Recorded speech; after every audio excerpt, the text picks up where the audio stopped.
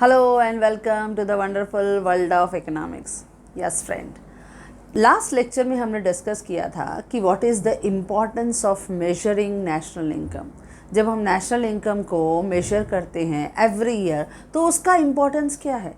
इससे हमारे इकोनॉमी का इकोनॉमिक स्टैंडर्ड, उसका परफॉर्मेंस, प्लानिंग और बहुत सारे प्रोग्राम्स को डिटरमाइन करते समय या बहुत सारे प्रोग्राम डिसाइड करते समय हमें उनका बहुत इम्पोर्टेंस रहता है। हमने डिस्कस किया था। लेकिन आज हम देखेंगे नेशनल इनकम की कंपैरिजन विथ इकोनॉमिक वेलफेयर के साथ। नेशनल इनकम और इकोनॉमिक वेलफेयर के बीच में क्या रिलेशनशिप है, that we are going to discuss and learn in a very easy way. As you know that simplicity is our main motto. Now national income जो हमें पता है, नेशनल इनकम का हमने डेफिनेशन पढ़ा था। National income means market value of all the goods and services produced in a country during a year. एक साल के अंदर जितने भी गुड्स एंड सर्विसेज हम बनाते हैं और सप्लाई करते हैं मार्केट में, उनकी जो मार्केट वैल्यू हमें मिलती है that is known as national income. लेकिन इकोनॉमिक वेलफेयर क्या है? इकोनॉमिक वेलफेयर यानी आपके इकोनॉमी में रहने वाले जो लोग हैं, पीपल हैं, उनका स्टैंडर्ड ऑफ लिविंग क्या है, उनका प्रोग्रेस और प्रॉस्पेरिटी लेवल क्या है। चाहे वो इंडिविजुअल हो या ग्रुप ऑफ पीपल हो, हमें क्या देखना रहता है? ओवरऑल स्टैंडर्ड ऑफ लिविंग या prosperity level of a people. क्योंकि हमने डिस्कस किया था लास्ट टाइम भी कि जो हमारी इनकम है उस नेशनल इनकम में से हम निकालते हैं पर कैपिटा इनकम, कि on an average what is the per capita income of our country. उसके बेसिस पे एक स्टैंडर्ड इंडिकेटर बनता है कि हम अपने पूरे ग्लोबल इकोनॉमी में किस स्टैंडर्ड, किस पोजीशन को ऑक्यूपाई करते हैं। लेकिन हमने कहा था पर कैपिटा इनकम के कंपैरिजन में per capita expenditure is the best indicator.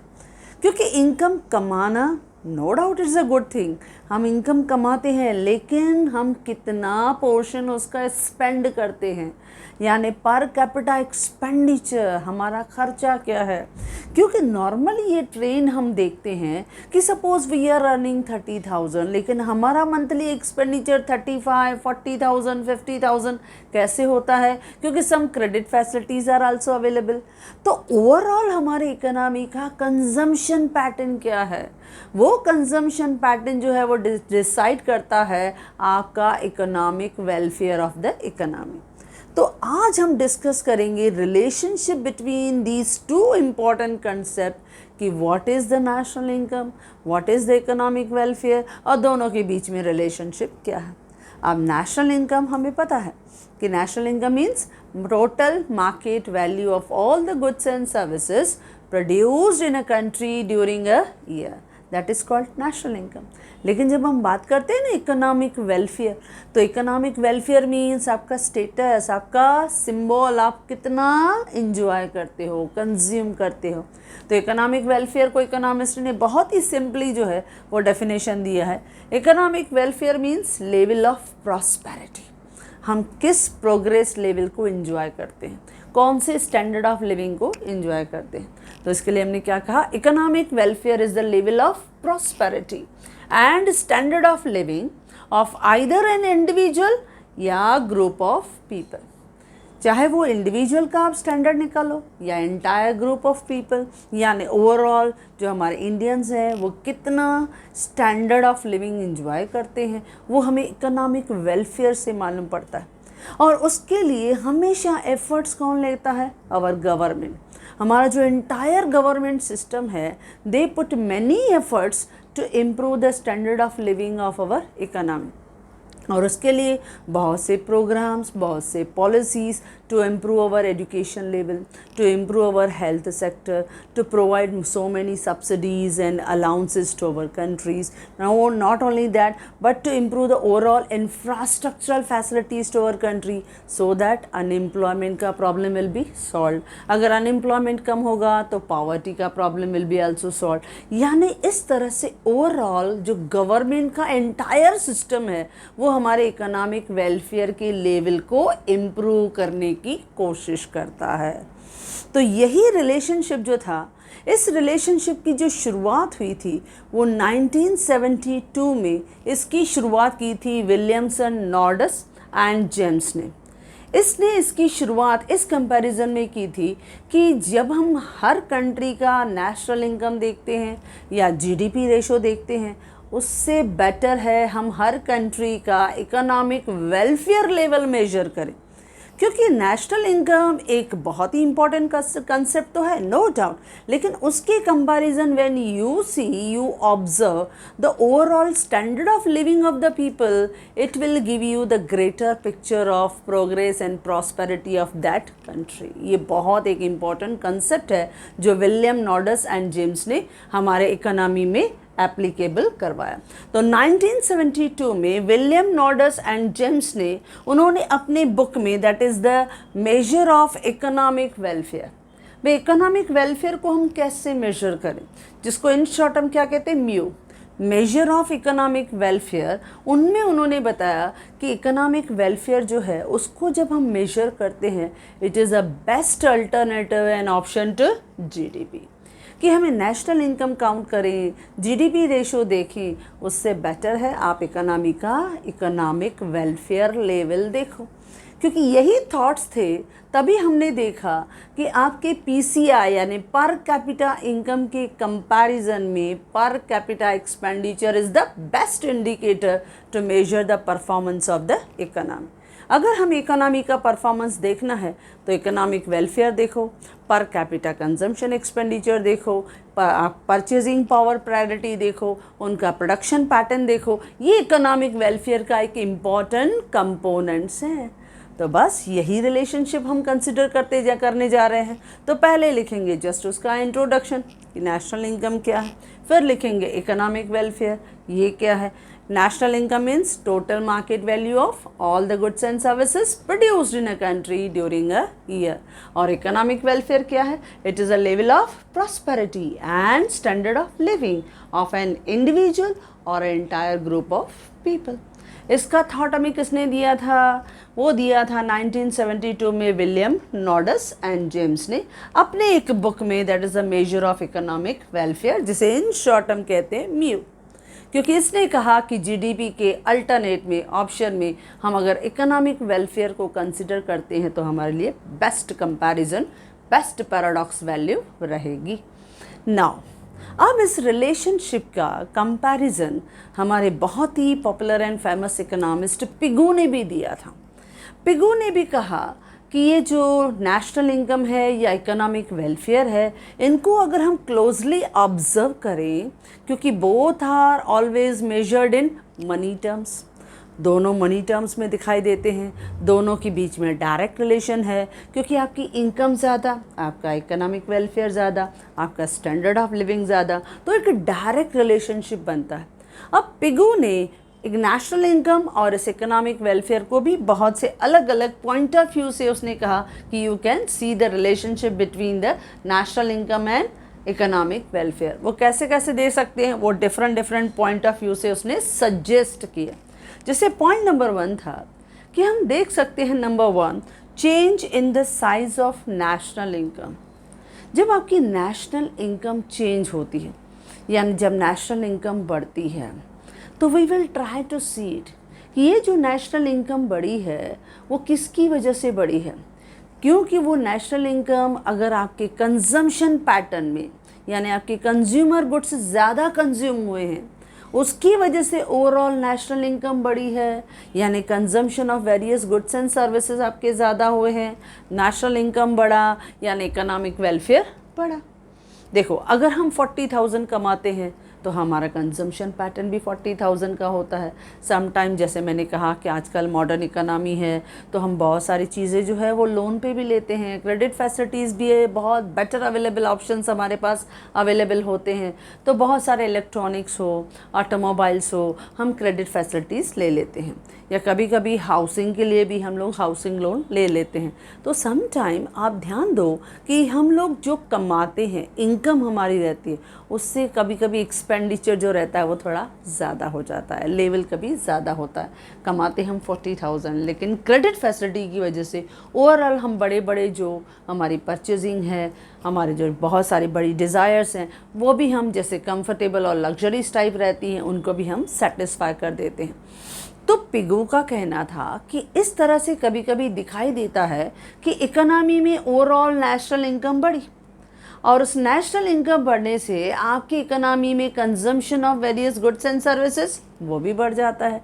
और जब कंजम्पशन पैटर्न बढ़े तो इससे क्या होगा, more and more satisfaction of your consumer, आपका जो स्टैंडर्ड ऑफ लिविंग है लोगों का वो भी आपका इम्प्रूव हुआ, यानी आपकी इकोनॉमी में इकोनॉमिक वेलफेयर का लेवल क्या हुआ, इंक्रीज हुआ, बढ़ा। तो नेशनल इनकम कंसिडर करते समय our important target is to observe and to evaluate कि क्या इकोनॉमिक वेलफेयर बढ़ा। सिर्फ ये नहीं देखना है कि नेशनल इनकम बढ़े, लेकिन ये भी देखना है कि जो हमारे लोग हैं, हमारे जो पीपल हैं, हमारे जो बायर्स हैं, उनका स्टैंडर्ड बढ़े, उनका कंजम्पशन पैटर्न बढ़े, उनका रियल आउटपुट बढ़े। ये देखना भी बहुत ज़रूरी है। So that is the first point suggested by our economist. Second, उन्होंने देखा कि change in the price level. अब उन्होंने कहा कि सपोज़ कभी कभी जब हम नेशनल इनकम को इवेल्युएट करते हैं, नेशनल इनकम को मेजर तो कर लिया, लेकिन जब हम उन्हें इवेल्युएट करते हैं, उन्हें टोटली जब हम बहुत माइन्यूटली डीप स्टडी करके देखते हैं कि अगर नेशनल इनकम बढ़ा है ड्यू टू इन्फ्लेशनरी ट्रेंड, यानी there is rise in the price of goods and services, आपके गुड्स एंड सर्विसेज की प्राइस बढ़ गई थी और महंगाई की वजह से लोगों ने ज़्यादा खर्चा किया, उनका कंजम्पशन एक्सपेंडिचर क्यों बढ़ा, क्योंकि चीज़ें महंगी थी। So because of inflationary trend if our expenditure has increase, that is why our national income is more, आपको दिख रहा है। So that is not a positive aspect, वो पॉजिटिव इफेक्ट नहीं है, वो हमारा इकोनॉमिक वेलफेयर नहीं दिखा रहा है। हाँ, अगर आपका रियल आउटपुट, आपका रियल परचेजिंग पावर आपका ओवरऑल बढ़ा है, उसकी वजह से अगर आपका नेशनल इनकम बढ़ा है कि आपकी इनकम बढ़ी लेकिन लोगों ने ज़्यादा गुड्स एंड सर्विसेज परचेज किए हैं, लोगों का कंजम्पशन पैटर्न ज़्यादा हुआ है, यानी real income, real goods, real services उन्होंने ज़्यादा एंजॉय किया। उन्होंने ज़्यादा इन्फ्लेशन की वजह से नहीं दिया है, उन्होंने अपनी मर्ज़ी से, अपने विश से, अपने डिज़ायर से बहुत से गुड्स एंड सर्विसेज परचेज किए। It show the real economic welfare, वो हमें दिखाता है actual level of economic welfare. तो change in the price level को भी ऑब्जर्व करना बहुत ज़रूरी है कि नेशनल इनकम तो बढ़ा है, ऐसा तो नहीं है कि इन्फ्लेशन की वजह से हुआ है, या नेशनल इनकम कम हुआ है, ऐसा तो नहीं है डिफ्लेशन या रिसेशन की वजह से हुआ है। हमें ऑब्जर्व क्या करना है कि ओवरऑल हमारे इकोनॉमी का कंजम्पशन पैटर्न इम्प्रूव हो, लोग ज़्यादा से ज़्यादा बेसिक नेसेसिटीज़ और एसेंशियल गुड्स एंड सर्विसेज को इंजॉय कर पाएँ। इसी से प्रोग्रेस और प्रॉस्पेरिटी लेवल बढ़ता है, इसी से ग्रोथ एंड डेवलपमेंट रेट बढ़ता है, यही हमारा मेन इंटेंशन रहता है। तो इसके लिए change in the price level, that is also a important thing. Okay friends, next आता है पर कैपिटा इनकम। अब ये भी थर्ड आपका पॉइंट आता है जहाँ पे इकोनॉमिस्ट हमेशा इन चीज़ों को कंपेयर करते हैं। पर कैपिटा इनकम यानी पीसीआई कैसे कैलकुलेट करते हैं, मैंने फार्मूला लिखा है, total national income divided by total number of population. हमारे देश की टोटल नेशनल इनकम को हम न्यूमरेटर में रखते हैं और डिवाइड करते हैं total number of population. Now अगर सपोज कि हमने हर साल नेशनल इनकम को काउंट करते आ रहे हैं, अब नेशनल इनकम बढ़ी क्योंकि पॉपुलेशन भी बढ़ी, नंबर ऑफ पॉपुलेशन ज़्यादा आ गए, उनके साथ नेशनल इनकम भी बढ़ी, तो पर कैपिटा का लेवल हमेशा क्या रहेगा, सेम रहेगा। ये हमारे इकोनॉमिक वेलफेयर पे ज़्यादा इम्पैक्ट नहीं करेगा। अगर आपका न्यूमरेटर और डिनोमिनेटर दोनों सेम रेशो से बढ़ते हैं, यानी आपका इनकम भी बढ़ा, समझो हमारा इनकम बढ़ा 10%, लेकिन उस तरफ से देखा पॉपुलेशन भी 10% बढ़ गई थी, तो हमारा पर कैपिटा पे कुछ ज़्यादा डिफरेंस आएगा? नहीं फ्रेंड्स, नहीं आएगा। तो वो सेम लेवल पे आपको नेशनल इनकम, पर कैपिटा इनकम आपको दिखाएगा। लेकिन अगर हमारी नेशनल इनकम बढ़ती है, हमारी ओवरऑल इनकम बढ़ गई, हमारा अर्निंग कैपेसिटी बढ़ गया, हमारा कंजम्पशन कैपेसिटी बढ़ गया, हमने स्पेंड ज़्यादा किया, गवर्नमेंट ने खर्चा ज़्यादा किया। तो जब हमारे इकोनॉमी में ओवरऑल कंजम्पशन बढ़ गया, ओवरऑल इनकम बढ़ा, लेकिन डिनोमिनेटर पॉपुलेशन नहीं बढ़ा, तो इकोनॉमिक वेलफेयर हमें दिखता है। यानी हमने खर्चा ज़्यादा किया, हमने कमाया ज़्यादा, हमने एंजॉय किया ज़्यादा, हमने इन्वेस्ट किया ज़्यादा, तो ओवरऑल आपकी इकोनॉमी में क्या दिखा? Economic welfare. तो ये भी चीज़ देखना बहुत इम्पॉर्टेंट होती है कि पर कैपिटा इनकम तो हम देखते हैं, लेकिन पर कैपिटा इनकम में आपका टोटल नेशनल इनकम और पॉपुलेशन अगर सेम रेट से बढ़ेंगे तो ज़्यादा डिफरेंस नहीं आएगा। हाँ, आपकी ओवरऑल नेशनल इनकम बढ़ा, आपका ओवरऑल एक्सपेंडिचर बढ़ा, तो it will show the economic welfare. यानी अभी हमारी पॉइंट प्रूव हो गई कि पर कैपिटा इनकम से बेस्ट इंडिकेटर क्या है? आपका पर कैपिटा एक्सपेंडिचर, वो ज़्यादा इम्पोर्टेंट होता है। उसमें क्या होता है? Total expenditure divided by total number of population. तो वो जब हम निकालते हैं ना, तो you will actually come to know the progress and prosperity level of our country. Okay friends, next आता है एक्सपेंडिचर पैटर्न। अब जब हम कंपेयर करते हैं नेशनल इनकम को और आपके इकोनॉमिक वेलफेयर को, तो फिर से ये माइंड में आता है कि हमारी इकोनॉमी में एक्सपेंडिचर पैटर्न किस लेवल का है, यानी कहाँ पे हम ज़्यादा खर्चा करते हैं। अगर हमारी इकोनॉमी में जो एक्सपेंडिचर पैटर्न है वो मैक्सिमम है on basic necessities and essential goods and services पे, तो हमारी इकोनॉमी का जो इकोनॉमिक वेलफेयर लेवल है वो पॉजिटिव है। अगर हम बेसिक जितनी भी ज़रूरतें हैं, यानी जो हमारे डे टू डे रिक्वायरमेंट को सेटिस्फाई करें, जो नेसेसिटीज़ हैं, जो कंफर्टेबल हैं, अगर हम उनको एंजॉय करते हैं तो प्रोग्रेस भी है, प्रॉस्पेरिटी भी है, और एक अच्छा वेल जो है वो स्टैंडर्ड ऑफ लिविंग हम एंजॉय कर रहे हैं। तो ये कंजम्पशन एक्सपेंडिचर किस डायरेक्शन में ज़्यादा है, वो भी डिसाइड करना, वो भी डिटरमाइन करना, वो भी ऑब्जर्व करना बहुत ज़रूरी है, क्योंकि इकोनॉमिक वेलफेयर उससे होता है। लेकिन अगर आपकी इकोनॉमी में नेशनल इनकम जो है, उसमें अगर जो इनकम आपको मिली है उसमें ज़्यादा इनकम कहाँ से आ रही है? लग्जरी एक्सपेंडिचर से, तो ये तो नेगेटिव इफेक्ट है, क्योंकि लग्जरी में खर्चा करने वाले लोग कितने? टॉप 20% वही खर्चा करेंगे लग्जरीज पे। तो लग्जरी में खर्चा करने की वजह से आपका ओवरऑल नेशनल इनकम बढ़ा है। तो ये तो सिर्फ फ्यू सेलेक्टेड रिच पीपल्स, जिनके हाथ में मैक्सिमम जो रिसोर्सेज हैं, उनका सिर्फ स्टैंडर्ड ऑफ लिविंग उन्होंने देखा है। ओवरऑल इकोनॉमी का तो वेलफेयर हमको दिखा ही नहीं।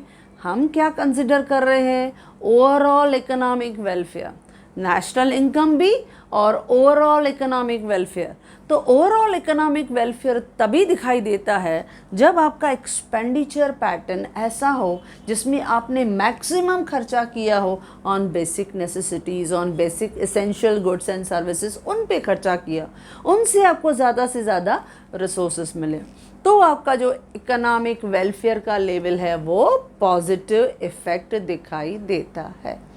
ओके फ्रेंड्स, नेक्स्ट आता है फिफ्थ वन, प्रोडक्शन पैटर्न। अब जब नेशनल इनकम और इकोनॉमिक वेलफेयर को हम कंपेयर कर ही रहे हैं, तो एक प्रोडक्शन पैटर्न को भी देख लेते हैं, क्योंकि प्रोडक्शन आपके कंट्री में किसकी ज़्यादा हो रही है। हमने क्या कहा? National income means total market value of all the goods and service produced in a country during a given period of time. एक साल के अंदर कितने गुड्स एंड सर्विसेज प्रोड्यूस्ड हुए, उनकी जब हम मार्केट वैल्यू लेते हैं उसे हम नेशनल इनकम कहते हैं। अच्छा, तो प्रोडक्शन पैटर्न हमारा कैसा है? हम जो गुड्स एंड सर्विसेज प्रोड्यूस कर रहे हैं, कौन से कर रहे हैं? क्या हम गुड्स एंड सर्विसेज बेसिक और एसेंशियल कर रहे हैं, for the development of our economy कर रहे हैं, इंफ्रास्ट्रक्चर को सपोर्ट कर रहे हैं, एजुकेशन को सपोर्ट कर रहे हैं, लोगों को हम लोग सोशल सिक्योरिटी मेजर्स दे रहे हैं, उन्हें सब्सिडीज़ दे रहे हैं, उन्हें अलाउंसेस दे रहे हैं, प्रॉपर हेल्थ सेक्टर हम उन सर्विसेज उन्हें प्रोवाइड कर रहे हैं, ये सब चीज़ें। यानी जो आपका प्रोडक्शन हो रहा है वो अगर प्रोडक्शन आपके बेसिक गुड्स एंड सर्विसेज यानी आपकी नेसेसिटीज़ हैं उनका प्रोडक्शन अगर ज़्यादा हो रहा है तो it have a positive effect, यानी आपकी इकोनॉमी में जो इकोनॉमिक वेलफेयर लेवल है वो पॉजिटिव है। लेकिन अगर आपकी इकोनॉमी में जो प्रोडक्शन है वो अगर हम कहेंगे कि डिफेंस के गुड्स एंड सर्विसेज उनका ज़्यादा है, या अगर हम लोग कहें लग्जरी आइटम्स उनका ज़्यादा है, तो लग्जरीज जो हैं वो तो सिर्फ फ्यू, हमने जैसे कहा टॉप 10 या 20% रिच पीपल वही इंजॉय करेंगे, या आपने डिफेंस की तरफ डाइवर्ट किया लेकिन जो डेवलपमेंट है उसको आपने निगलेक्ट कर दिया। तो ये भी नहीं होना चाहिए, क्योंकि ओवरऑल इकोनॉमिक वेलफेयर देखना है। फिर से ध्यान देना, ओवरऑल इकोनॉमिक वेलफेयर, तो ओवरऑल इकोनॉमिक वेलफेयर के लिए क्या देखना है कि सभी को प्रोडक्शन रिसोर्सेस मिले, ऐसी प्रोडक्शन करनी है जो सबके नीड्स को सेटिस्फाई करे। और सबके नीड्स को सेटिस्फाई क्या करती हैं? आपकी नेसेसिटीज़, आपके एसेंशियल गुड्स एंड सर्विसेज। तो हमें essential goods and services produce करके सबको डिस्ट्रीब्यूट करने हैं, चाहे वो वाटर रिसोर्सेज हो, वो इलेक्ट्रिसिटीज़ हो, वो इंफ्रास्ट्रक्चर्स हो, वो रेलवे हो, whatever we produce it is for the welfare of majority of people in the economy. Then only it is possible to improve the level of economic welfare. तभी economic welfare जो है वो बढ़ता है। इसके लिए किसको ऑब्जर्व करना ज़रूरी है? प्रोडक्शन पैटर्न को। नाउ नेक्स्ट पॉइंट है that is changes in the income distribution. अब ये भी देखना बहुत ज़रूरी होता है जब हम कंपेयर करते हैं ना नेशनल इनकम और आपके इकोनॉमिक वेलफेयर को, तो आपके इनकम डिस्ट्रीब्यूशन के लेवल में क्या चेंजेस और बदलाव आया है। अब इनकम डिस्ट्रीब्यूशन करने से पहले एक सिंपल सा हम लोग डिस्कस कर लेते हैं। जब हम देखते हैं इधर से गवर्नमेंट है यानी एक पूरा सिस्टम है, तो गवर्नमेंट को रेवेन्यू कहाँ से मिलता है? थ्रू टैक्सेस, क्योंकि मेजर तो वही होता है, डायरेक्ट और इनडायरेक्ट टैक्सेस, और थोड़े नॉन टैक्स रेवेन्यू भी होते हैं। तो गवर्नमेंट को मेजॉरिटी हम ऐसे बोलते हैं, अज्यूम करते हैं कि थ्रू टैक्सेस यानी डायरेक्ट और इनडायरेक्ट टैक्सेस के थ्रू रेवेन्यू मिल रहा है। ठीक है, अच्छा, फिर वो जो मिला रेवेन्यू वो गवर्नमेंट पूरे इकोनॉमी जो हमारे नेक्स्ट साइड है उसके लिए वापस री इंजेक्ट करते हैं, यानी again they will try to spend in the form of public expenditure. बराबर, वो पब्लिक एक्सपेंडिचर के फॉर्म में उनके लिए खर्चा करेंगे। अब ये पैटर्न हमने circular flow of national income में पढ़ा है, 2 सेक्टर में भी, 3 सेक्टर में भी, 4 सेक्टर में भी।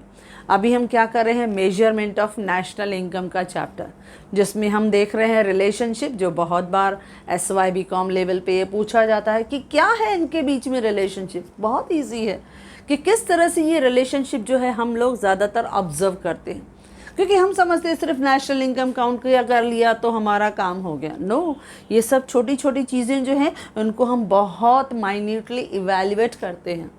तो जैसे हमने देखा changes in the income distribution.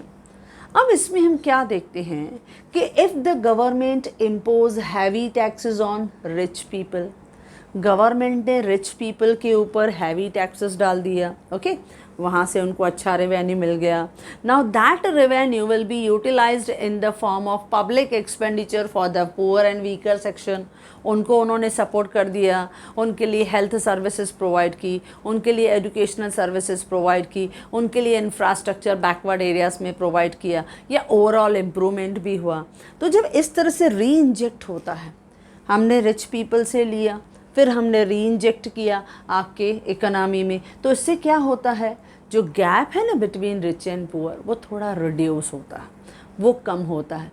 तो when you impose the heavy taxes on rich and divert these resources for the welfare of the poor and weaker section economy, ताकि उनका भी स्टैंडर्ड बढ़े, पावर्टी कम हो, अनएम्प्लॉयमेंट कम हो, जो रीजनल डिस्पैरिटी है वो भी कम हो, तो इकोनॉमी क्या होगी? बढ़ेगी। यानी इकोनॉमिक वेलफेयर ने क्या दिखाया? पॉजिटिव इफेक्ट, उसने पॉजिटिव इफेक्ट दिखाया। लेकिन अगर आप रिच पीपल से लोगे कम टैक्सेस और प्लस उनके लिए आप ज़्यादा से ज़्यादा luxury goods and services produce करोगे, उनके लिए फेवरेबल आप जॉब करोगे, तो इससे क्या होगा? डिस्ट्रीब्यूशन ऑफ इनकम आपने रिच के फेवर में किया, तो इससे क्या होगा? Only those small share of the economy they will improve. तो इससे ओवरऑल इकोनॉमिक वेलफेयर नहीं दिखाई देगा, वो नेगेटिव इफेक्ट दिखाई देगा।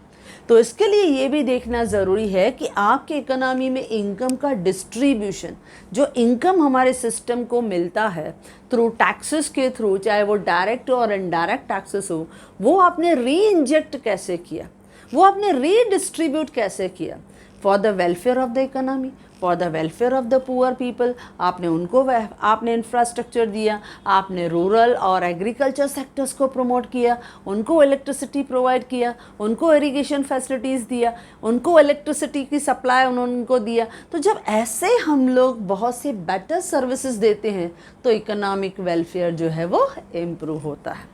तो इस तरह से पिगू ने हमको बहुत अच्छी कंपैरिजन करके with the help of this point ये प्रूव किया कि जब हम नेशनल इनकम को मेजर करते हैं तो उस नेशनल इनकम के साथ साथ हम इकोनॉमिक वेलफेयर को भी इम्पोर्टेंस देते हैं।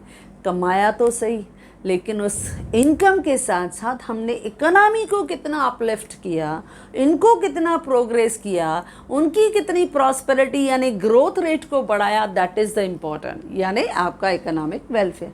तभी तो हमने कहा economic welfare is a level of prosperity and standard of living either of an individual या ग्रुप ऑफ पीपल। और उसमें हम कंपैरिजन किसके बीच में देखते हैं, change in the size of national income, कि आपका ओवरऑल कंजम्पशन पैटर्न बढ़ता है जब आपकी इनकम भी बढ़ने लगती है। Change in the price level, अगर वो इन्फ्लेशन की वजह से नेशनल इनकम बढ़ा है दैट मीन्स आपका इकोनॉमिक वेलफेयर पॉजिटिव इफेक्ट नहीं है, वो नेगेटिव है। हाँ, आपकी इकोनॉमी का रियल जो इनकम है वो बढ़ा, रियल आउटपुट, रियल कंजम्पशन वो बढ़ा, तो वो पॉजिटिव इकोनॉमिक वेलफेयर का लेवल है।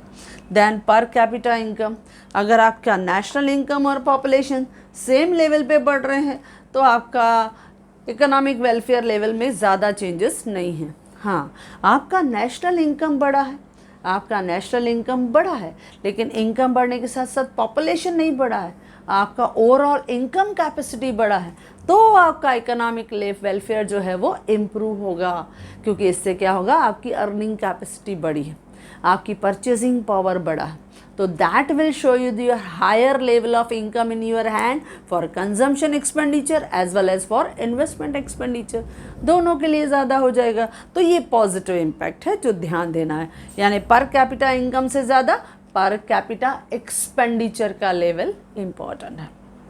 एक्सपेंडिचर का पैटर्न कैसा है, एक्सपेंडिचर हम बेसिक नेसेसिटीज़ में ज़्यादा करते हैं यानी पॉजिटिव इकोनॉमिक वेलफेयर, लेकिन अगर सिर्फ लग्जरीज में करते हैं यानी it have a negative impact.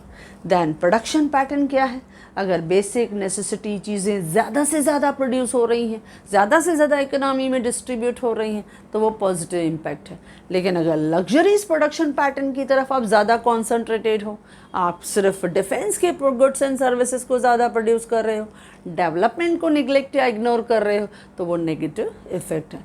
तो हमें प्रोडक्शन पैटर्न भी ऑब्जर्व करना पड़ता है, कहाँ से इनकम जो है वो जनरेट होती है। Last but not the least, changes in the income distribution, कि जब आपकी इकोनॉमी में इनकम का डिस्ट्रीब्यूशन पैटर्न देखते हैं तो आप किस तरफ जो डिस्ट्रीब्यूशन है वो ज़्यादा करते हो, यानी आपको टैक्सेस के थ्रू पैसा तो मिला, गवर्नमेंट को इनकम तो मिला, रेवेन्यू तो कलेक्ट हुआ, लेकिन वो आपने किसके लिए यूज़ किया, फॉर द एंटायर इकोनॉमी। आपने एंटायर इकोनॉमी के लिए इलेक्ट्रिसिटी प्लांट्स दिए, आपने अपनी इकोनॉमी को इंफ्रास्ट्रक्चर डेवलपमेंट दिया, आपने अपनी इकोनॉमी को डिफरेंट मोड्स ऑफ ट्रांसपोर्टेशन को डेवलप करके दिया, कम्युनिकेशन डेवलप किया, डिफरेंट मार्केट्स दिया, better health and education resources दिए, तो overall income has been increase, वो बढ़ गया। So this is show the changes in the income distribution. तो जिस तरह से ये मैंने डिस्कस किया उसी तरह से मैंने आपको हैंड रिटन नोट्स में भी प्रोवाइड किया हुआ है। ओके फ्रेंड्स, तो if you like this video do share, and if you want my handwritten notes, the link is given in the description box. Thank you.